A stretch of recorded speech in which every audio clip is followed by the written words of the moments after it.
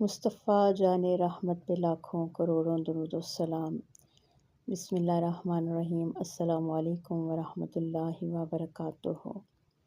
اللہ تعالی ہم سب کے دل، زبان اور وجود کو ہمیشہ قرآن کے نور سے روشن رکھے، آمین ثم آمین۔ آئیے آج ہم ضیاء القرآن میں محبت و معرفت کے رنگوں میں ڈوب کر سنتے ہیں سورہ بقرہ کی آیت نمبر 53 کا ترجمہ۔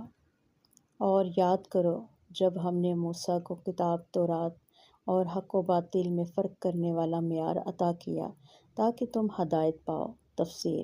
یہ آیت ہمیں اس نعمت کی یاد دلاتی ہے جو اللہ نے بنی اسرائیل کو عطا کی۔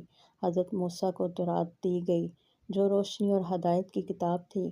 اس میں فرقان یعنی حق اور باطل، خیر اور شر، روشنی اور اندھیرے میں فرق سکھایا گیا۔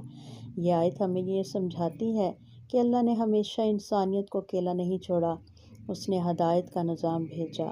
ہر زمانے میں اللہ کی طرف سے فرقان، ہدایت کا معیار آیا، اور آج ہمارے لیے وہ فرقان یعنی قرآن مجید ہدایت صرف ان کو ملتی ہے جو اس دل سے تلاش کرتے ہیں، صرف زبان سے نہیں۔ عملی پیغام یہ ہے کہ آج کے دور میں جب ہر طرف اندھیرے، الجھنیں اور وسوسے ہیں، تو فرقان یعنی قرآن کو مضبوطی سے تھام لینا ہی اصل نجات ہے۔ ہر فیصلہ، ہر رشتہ، ہر قدم قرآن کی روشنی میں اٹھائیں، تب ہی ہم سیدھے راستے پر قائم رہ سکتے ہیں۔ دعا ہے رب ذوالجلال سے، اے اللہ قرآن کو ہمارے سینوں کا نور، دلوں کی بہار، غموں کا مداوا اور پریشانیوں کا علاج بنا دے، آمین یا رب العالمین۔